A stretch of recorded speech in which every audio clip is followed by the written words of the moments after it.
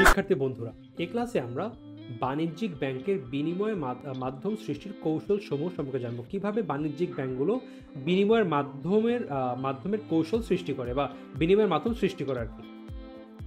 তো প্রথমে হচ্ছে চেক, তারপরে এটিএম কার্ড, ব্যাংক আজ্ঞাপত্র, পে অর্ডার, প্রত্যয়পত্র এবং ব্যাংক সনদপত্র। এর বাইরে আরও বিভিন্নভাবে একটা ব্যাংক বিনিময়ের মাধ্যম সৃষ্টি করতে পারে, বাট এগুলো ছিল মেইন পদ্ধতিগুলো বা এইসবের মাধ্যমে আমরা মূলত বলে থাকি ব্যাংক এই কারণে বিনিময়ের মাধ্যম সৃষ্টি করে। তো চলো আমরা একটা একটা করে দেখে নিই। চেক। তো চেক কি? চেক হলো আমানতকারী কর্তৃক প্রাপককে অর্থ প্রদানের শর্তাহীন নির্দেশনামা, যে কারণেই প্রাপক বা বাহক প্রাপ্ত চেক আমানতকারী ব্যাংকে উপস্থাপন করে সহজে অর্থ সংগ্রহ করতে পারে। ইলেকট্রনিক্স ব্যাংকিং ব্যবস্থায় নেটওয়ার্কের অধীনে ব্যাংকগুলো চেকের অর্থ অতি সহজে প্রাপকের হিসাবে স্থানান্তর সম্ভব, তাই বিনিময়ের সহজ মাধ্যম হিসাবে চেক ব্যবসা জগতে ব্যাপকভাবে ব্যবহৃত হয়। আচ্ছা, চেক কি? সো ব্যাংকে অ্যাকাউন্ট খুললে দুটি পক্ষ তো শিওর থাকবে, তাই না? একটা আমানতকারী,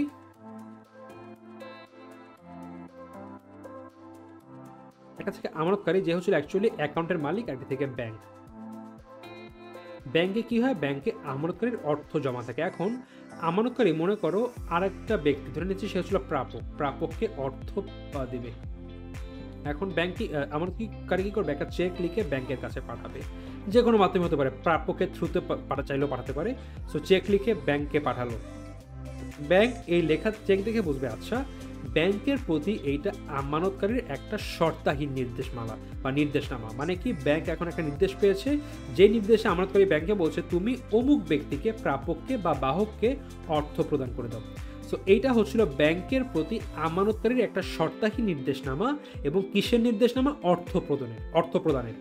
আশা করি চেক কি তোমরা বুঝতে পারছো। অ্যাকচুয়ালি চেক জিনিসটাকে তোমরা প্রপারলি সব জানোই আর কি, জাস্ট একটু গুছিয়ে লিখতে হবে। সো এইটার ফলে কিন্তু ব্যাংক একটা বিনিময়ের মাধ্যম সৃষ্টি করছে, বিকজ অর্থ প্রদান না করে আমানতকারী কিন্তু তার প্রাপকের অর্থ পরিশোধ করছে কিভাবে? চেকের থ্রুতে। তাই বলা হচ্ছে চেক হচ্ছিল একটি বিনিময়ের মাধ্যম। এরপর আমরা দেখবো এটিএম কার্ড। এইটাও কি? এইটাও তোমরা চেকের মতোই খুব ভালো মতো জানো। এটিএম এর full form automated teller machine. এবং এটিএম কার্ড কোনো দলিল নয়, বরং এটি একটি চুম্বকীয় শক্তিসম্পন্ন সাংকেতিক নম্বরযুক্ত এবং গ্রাহকের ছবি ও অন্যান্য তথ্য সম্মিলিত প্লাস্টিক কার্ড, এবং যেরকম visa card, master card, American express card ইত্যাদি। সো এই প্লাস্টিক কার্ড দিয়ে কী করতে পারি? আমরা এটিএম বুথে গিয়ে অর্থ উত্তোলন করতে পারি, অর্থ জমা দিতে পারি, কেনাকাটা করতে পারি, আরও অনেক রকম কাজ করতে পারি। দেখো, পণ্য ও সেবা ক্রয় এটিএম কার্ড একটি গুরুত্বপূর্ণ মাধ্যম। বর্তমানে দেখা যায় বেশিরভাগ মানুষই কোনো সুপার শপে গেলেই টাকার বদলে এটিএম কার্ড দিয়ে ক্রয় বিক্রয় করে। ডেবিট কার্ড ও ক্রেডিট কার্ড। এটিএম কার্ড দুই প্রকার হয়, ডেবিট কার্ড এবং ক্রেডিট কার্ড। এই ক্লাসিফিকেশন সম্পর্কে আমরা আগামীতে খুব প্রপারলি জানবো। এবং ক্রেডিট কার্ডে ঋণ সুবিধা পাওয়া যায়। ক্রেডিট কার্ডে যেটা হয়, আমার অ্যাকাউন্টের ব্যালেন্স জিরো হয়ে গেলেও এক্সট্রা অর্থ খরচ করা যায়, অর্থাৎ ব্যাংকে কিছু না জানিয়েই ব্যাংক থেকে ঋণ নেওয়া যায় এবং পরে সেটি সুদসহ পরিশোধ করে দিতে হয়। তো দেখো, আমরা কিন্তু অর্থ ছাড়াও এটিএম কার্ডের মাধ্যমে আমরা বিভিন্ন কেনাকাটা করতে পারছি বা কিছু জায়গায় অর্থ পরিশোধ করতে পারছি। সো এটি কিন্তু একটি বিনিময়ের মাধ্যম হিসাবে ব্যবহৃত হয়ে আসছে। গেল, এই দুটো তোমরা সম্পর্কে সবাই জানতা। এইবার হচ্ছিল ব্যাংক আজ্ঞাপত্র। এটা একটু কনফিউশন ক্রিয়েট করে মাঝে মধ্যে, ইভেন আমিও ভুলে যাই, পনেরো আগে একটু দেখে নিতে হয়। কজ ব্যাংক আজ্ঞাপত্র এবং পে অর্ডার এর দুইটার মধ্যে, ব্যাংক আজ্ঞাপত্র বা ব্যাংক ড্রাফট এবং পে অর্ডার এর মধ্যে আমারও মাঝে মধ্যে কনফিউশন ক্রিয়েট হয়ে যায়। সো এখানে কি লেখা আছে আমি আপাতত না পড়ি, জাস্ট মুখে বলে ট্রাই করি। সো এইটা হচ্ছিল একটা ব্যাংক এবং এই একটা ব্যক্তি। তো ব্যাংক এই ব্যক্তিকে বলে, ভাই আমি অন্য স্থানে টাকা নিতে চাই বা আমার টাকায় কোথাও স্থানান্তর করা প্রয়োজন। হয়তো বা মনে করো এই ব্যক্তি সে ঢাকা থেকে রাজশাহী যাবে। আসলে রাজশাহী আরে যে এসেছে, রাজশাহী গেল। তো এখন ঢাকা থেকে রাজশাহীতে টাকা নিয়ে যাবে। এখন তার চেক নিতে যাচ্ছে না, সে অন্যভাবে নেবে। সে কি করবে? ব্যাংকের কাছে বলে, ভাই আমি রাজশাহীতে যাবো, আমার সব মিলায় 25 লক্ষ টাকা নেওয়া প্রয়োজন। ব্যাংক বলতে, ঠিক আছে ভাই, আপনি কাজ করেন, একটা ব্যাংক আজ্ঞাপত্র নিয়ে যান বা ব্যাংক ড্রাফট নিয়ে যান। কি হবে? এই ব্যক্তি ব্যাংকে টাকা জমা দিল এবং ব্যাংক তাকে একটা ড্রাফট দিয়ে দিল। এটা হচ্ছে ধরুন একটা ব্যাংক তাকে একটা ড্রাফট দিল। এখন এই ব্যক্তি গিয়ে রাজশাহীতে এই ব্যাংকেরই অন্য কোনো শাখা অথবা এই ব্যাংকের অন্য কোনো প্রতিনিধি ব্যাংক, ধরুন এটা ছিল সোনালী ব্যাংক, তো সোনালী ব্যাংকের শাখা অথবা সোনালী কোনো ব্যাংকের শাখা নেই, বাট এদের একটা প্রতিনিধি আছে। এরা হচ্ছিল রূপালী ব্যাংকের একটা শাখাকে এদের প্রতিনিধি করে নিয়েছে। ওদের মধ্যে চুক্তি আছে যে ভাই অমুক জায়গাতে আমার কোনো গ্রাহক গেলে তুমি তাদের সার্ভিস দিবা। সো এই ব্যক্তি এই যে কাগজ, ব্যাংক ড্রাফট একটা কাগজ নিয়ে যাবে, নিয়ে এই শাখাতে গেলে ওই শাখা তখন ওই ব্যক্তিকে তার 25 লক্ষ টাকা দিয়ে দিবে। এর এগেন্সে তো খুব সামান্য পরিমাণে চার্জ লাগবে। সো আলটিমেটলি দেখো কি বলেছে, ব্যাংক আজ্ঞাপত্র হলো ব্যাংকের এক শাখা কর্তৃক অন্য কোনো শাখাকে অথবা অন্য কোনো ব্যাংক বা প্রতিনিধি ব্যাংকে নির্দিষ্ট পরিমাণ অর্থ পরিশোধের নির্দেশনামা। সো ব্যাংকের একটা শাখা, ব্যাংকের এই যে একটা শাখা আছে, এই শাখাকে অর্থ প্রদানের নির্দেশনামা দিয়েছে, অথবা তার শাখা হতে পারে অথবা তার প্রতিনিধি বা অন্য কোনো ব্যাংক হতে পারে, তাকে অর্থ দেওয়ার নির্দেশনামা।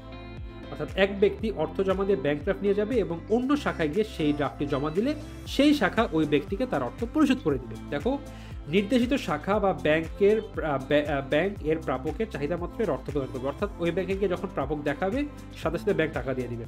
দূর দূরান্তে বিক্রেতা বা পাওনাদারের লেনদেন সহজ করার জন্য ব্যাংকের আজ্ঞাপত্র ব্যবহার করা। যেটা বললাম যে এক জায়গা থেকে দূরে যাব, ক্যাশ টাকা নেওয়া পসিবল না, তখন চেকও নিতে পারছি না, তখন এইটা নিতে হবে। এখন চেকের একটা অসুবিধা আছে, চেকের টাকা কিন্তু বাউন্স হয়ে যেতে পারে। আমি চেক জমা দিলাম, ব্যাংক বললো ভাই আপনি যেই ব্যক্তি আপনাকে চেক দিয়েছে, ধরে নাও চেক তোমাকে দিল একটা মাসের 10 তারিখে, তোমাকে দিল এটা মনে করো তুমি হাতে পেলা মাসের 12 তারিখে। 10 তারিখে চেক লেখার পরে সে অ্যাকাউন্ট থেকে টাকা তুলে ফেললো বা এখন টাকাই নেই। এখন তুমি যে টাকা চেকটি পেলা, ব্যাংকে গিয়ে দেখলা যে ভাই টাকা তুলতে গিয়ে দেখলা ব্যাংকে টাকা নেই। হতেই পারে চেকটি বাউন্স করে গেল, এটাকে বলে চেক বাউন্স করা, মানে টাকা তুলতে না পারা। কিন্তু ব্যাংক আজ্ঞাপত্রে কিন্তু এই অসুবিধা নাই, কারণ ভাই টাকা জমা দিয়ে ব্যাংক আজ্ঞাপত্র বানানো নিয়ে গেছে, সো টাকা আছে এর এগেনস্ট, সো টাকা পাবেই নিশ্চিত। এটা গেল ব্যাংক আজ্ঞাপত্র। এইবার পে অর্ডার, এইটাও অনেকটা সেম জিনিস কিন্তু বিষয়টা ভিন্ন। এই যে একটা ব্যাংক, ঢাকার যে ব্যাংকটা, এই যে লোকটা এসে তাকে কি দিল, তাকে দিল 25 লক্ষ টাকা দিয়ে বললো ভাই আমাকে একটা পে অর্ডার দেন। সো কি হবে, ব্যাংককে একটা পে অর্ডার দিবে এবং হয়তোবা এই ব্যক্তি, ধরনের ব্যক্তির নাম এ, সে ব্যক্তি বি কে টাকাটি দিবে। সো এখন সে কি করবে, ব্যক্তি একে দিয়ে বলে ভাই এই নাও তোমাকে আমি ব্যাংক একটা পে অর্ডার দিচ্ছি।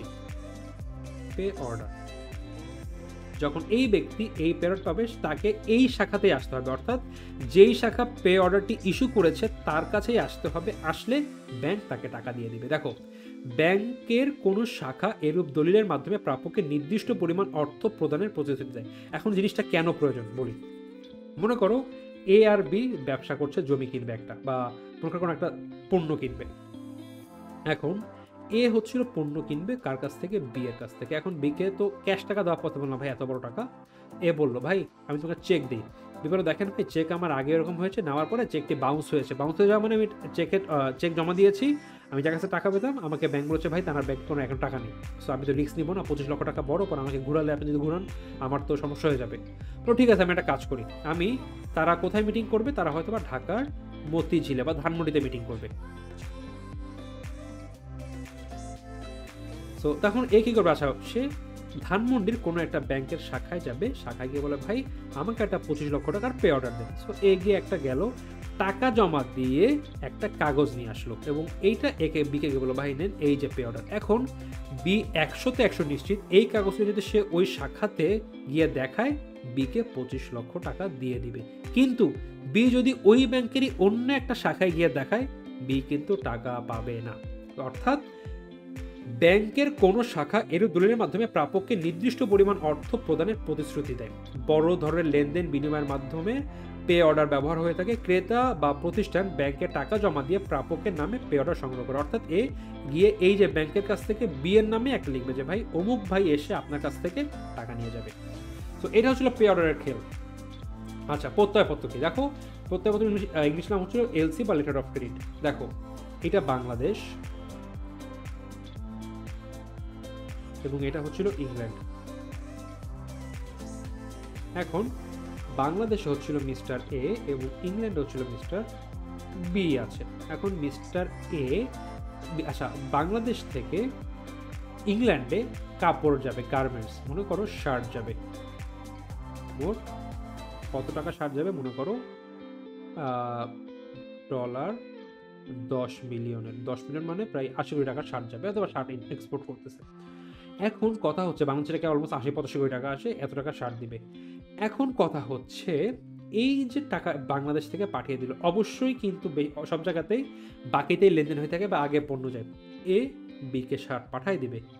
যদি বি কোনো কারণে চোখ উল্টি দেয় আর শার্ট পাওয়ার পরে যদি কোনো রকম কোনো যোগাযোগ বন্ধ করে দেয়, টাকা না দেয়, তখন এ তো মাঠে মারা যাবে, একটা ডেলিভারি দিয়ে পুরো মাঠে মারা। সো তো এটা কখনোই বিশ্বাস করবে না ভাই যে তার মুখের কথায় বিশ্বাস হয়, মানে ইন্টারন্যাশনাল ট্রানজাকশনে বেশিরভাগই একজন আরেকজনকে জীবনে দেখে নেয় বা দেখবে না, খালি অনলাইনে ইমেলের থ্রুতে সব লেনদেন। এখন কি হয়, বিয়ের পক্ষে একটা এলসি ক্রিয়েট করে, এলসি ইস্যু করে ইংল্যান্ডের একটা ব্যাংকের কাছ থেকে। এই ব্যাংক এর সাথে অথবা এর একটা ব্যাংকের সাথে কমিউনিকেট করে, যে বলে দেখো আমি এই দেশের একটি ব্যাংক, বি আমার মক্কেল, তুমি আমার মক্কেলকে তোমার শার্ট পাঠিয়ে দাও। যদি আমার মক্কেল অর্থাৎ বি তোমাকে টাকা না দেয়, আমি আমার মক্কেলের পক্ষ হয়ে তোমাকে সকল টাকা দিয়ে দিব। এখন একটা দেশের রেজিস্টার ব্যাংক কিন্তু কখনো মিথ্যা কথা বলতে পারে না বা দুই নম্বরই করতে পারবে না। সো দেখবে আচ্ছা এই ব্যাংক তো এটা দেশের একটা রেজিস্টার ব্যাংক, সব ঠিকঠাক আছে, ওকে, তাহলে এবার নিশ্চিন্তে বিকে টাকা পাঠিয়ে দিবে। এখন বি একে প্রপারলি টাকা দিয়ে পাঠিয়ে দিবে। বি যদি ঝামেলাও করে, এই যে ব্যাংক বি এর কলার ধরে বলবে তুই পুনঃনিশ্চয়ই এখন টাকা দে, বিয়ের কাছ থেকে টাকা নিয়ে পাঠিয়ে দেবে। যদি তাও না পারে, এই ব্যাংক নিজের টাকা থেকে এর টাকা পরিশোধ করে দিবে। সো এইটাই হচ্ছে লেটার অফ ক্রেডিট, যেখানে যে একটা যে বিশ্বাসের ব্যাপার থাকে, এই ইস্যুটা এই এলসি দ্বারা সলভ হয়ে যায়। দেখো, বৈদেশিক বাণিজ্যের নির্দিষ্ট ফরমায়েশের বিপক্ষে ব্যাংক রপ্তানিকারককে প্রত্যয়পত্রের মাধ্যমে নিশ্চয়তা, এখানে রপ্তানিকারক কে ছিল? এই প্রত্যয়পত্র বা এলসির মাধ্যমে নিশ্চয়তা যায় যে প্রেরিত পণ্যের মূল্য পরিশোধে আমদানিকারক অক্ষম হলে ব্যাংক তা পরিশোধ করবে। অর্থাৎ এই যে আমদানিকারক যদি অর্থ পরিশোধে অক্ষম হয়, তখন ব্যাংক তার অর্থ পরিশোধ করে দিবে এবং এর ফলে রপ্তানিকারক একটা নিশ্চয়তা পাবে, আচ্ছা ভাই আমি পণ্য পাঠালে আমি আবার টাকা শিওর পাবো। প্রত্যয়পত্র হলো পাওনাদারের অনুকূলে ব্যাংক প্রদত্ত নিশ্চয়পত্র। এখানে ব্যাংক কার অনুকূলে ছিল বলতো? বি এর পক্ষে কিন্তু কাজ করছে, বি এর অনুকূলে নিশ্চয়তা দিছে একে, যে ভাই বি টাকা না দিতে পারলে আমি তোকে টাকা দেবো, তুই বিশ্বাস কর। সো বি এর পক্ষে কিন্তু কাজ করছে। এবং বৈদেশিক বাণিজ্যে অধিক ব্যবহৃত, অ্যাকচুয়ালি বৈদেশিক বাণিজ্য এখন এলসি ছাড়া ইম্পসিবল হয়ে যায়। এখন এমন হতে পারে যে ভাই দুই দেশে এ আর ওই দেশের বি এরা বন্ধু, চেনে একজনকে, তখন হয়তো এলসি লাগবে না, যে ভাই তুই পাঠাই তোকে তোকে আমি টাকা দিয়ে দিব না, বা তোকে আমি পরে পরিশোধ করে দিব। কিন্তু কয়জন এরকম একজনকে চেনে বাই করে, বেশিরভাগই এলসি থ্রুতেই হয়ে থাকে। সো এটা হলো প্রত্যয়পত্র। এবং লাস্টে ব্যাংক নিশ্চয়তাপত্র, এইটা এবং প্রত্যয়পত্র সেম জিনিস। ব্যাংক একটা তার গ্রাহকের নিশ্চয়তা নেয়, হয়তোবা অন্য কোনো একটা পক্ষকে ব্যাংক বলে যে দেখেন উনি আমার গ্রাহক, আপনি তার সাথে ব্যবসা করেন বা তাকে এটা বাকি দিয়ে দেন, যদি আমার গ্রাহক টাকা দিতে অক্ষম হয় বা পরিশোধ করতে না পারে, তখন আমি আমার গ্রাহকের পক্ষে আপনাকে অর্থ দিয়ে দেব। এই সনদের মাধ্যমে ব্যাংক নিশ্চয়তা দেয় যে গ্রাহক কোনো নির্দিষ্ট সময়ে নির্দিষ্ট পরিমাণ লেনদেনের মূল্য পরিশোধে অসমর্থ হলে ব্যাংক তা পরিশোধ করবে। অর্থাৎ গ্রাহকের পক্ষে বলে দেয় যে ভাই গ্রাহক না পারলে গ্রাহকের পক্ষে আমি আপনাকে দিয়ে দিব। ব্যাংক নিশ্চয়তাপত্র পাওনাদারের পাওনা প্রাপ্তির নিশ্চয়তা হিসাবে গণ্য হয়। নিশ্চয়তাপত্র জমা রেখে ব্যাংক ঋণ গ্রহণ করতে পারে। অর্থাৎ এই যে এর পক্ষে আছে ব্যাংক, আর হচ্ছিল বি, এটা ছিল বি। হয়তোবা এ আর বি ব্যবসা করবে, এখন বি তো একে বাকিতে বা কাজ করতে পারতেছে না, হয়তো বা তারা কোনো কাজ করবে, একে বিশ্বাস করতে পারতেছে না। এখন ব্যাংক বিকে গিয়ে বললো ভাই দেখেন এ আমার মক্কেল, যদি এ কোনো কারণে আপনাকে টাকা দিতে না পারে, আমি আপনাকে টাকা দিয়ে দেবো, এই দিন আমি এর জন্য একটা আপনাকে সার্টিফিকেট দিলাম। এখন বি হচ্ছিল এই সার্টিফিকেট, এবং বি যদি প্রয়োজন হয় বা এ যদি টাকা দিতে ঝামেলা করে, তখন বি এই যে সার্টিফিকেট আছে বা ব্যাংক নিশ্চয়তা সনদ, এইটার এগেনস্টে লোন নিয়ে নিতে পারে ব্যাংকের কাছ থেকে, বা ব্যাংকের কাছ থেকে ভাঙিয়ে নিতে পারে। অথবা বি ব্যাংকে বলে ভাই আপনি তো বলছেন আপনার মক্কেল টাকা দিবে বা টাকা দিচ্ছে না, ব্যাংক তাকে টাকা দিয়ে দিবে। এইবার ব্যাংকের কাজ হচ্ছিল এর সাথে বুঝে বেড়ানো, একে মাঠটা দিয়ে যাবে হোক, এর কাছ থেকে টাকা নিয়ে আসবে। তো দেখো এই যে কিছু বিষয়, এই যে কাজগুলো হচ্ছে, এখানে কিন্তু কোথাও আমরা ক্যাশ টাকার কথা কিন্তু বলি নাই, কিন্তু সব জায়গায় কিন্তু ব্যবসা হচ্ছে, লেনদেন প্রপারলি হয়ে যাচ্ছে। কেন হচ্ছে? বিকজ ব্যাংক যে এই যে বিভিন্ন দলিলাদি আছে, ব্যাংকের এইসব দলিল বা এই যে কার্ড, এইসবের মাধ্যমেই কিন্তু আমরা কাজ করছি এবং টাকার পরিপূরক হিসেবে কাজ করছি। এজন্য এইগুলোকে আমরা বলে থাকি ব্যাংক বিনিময়ের মাধ্যম সৃষ্টি করে, এবং এইসব পদ্ধতিই কিন্তু ব্যাংক বিনিময়ের মাধ্যম সৃষ্টি করে থাকে। বন্ধুরা, এই ক্লাসে এই পর্যন্তই, দেখা হবে পরবর্তী ক্লাসে।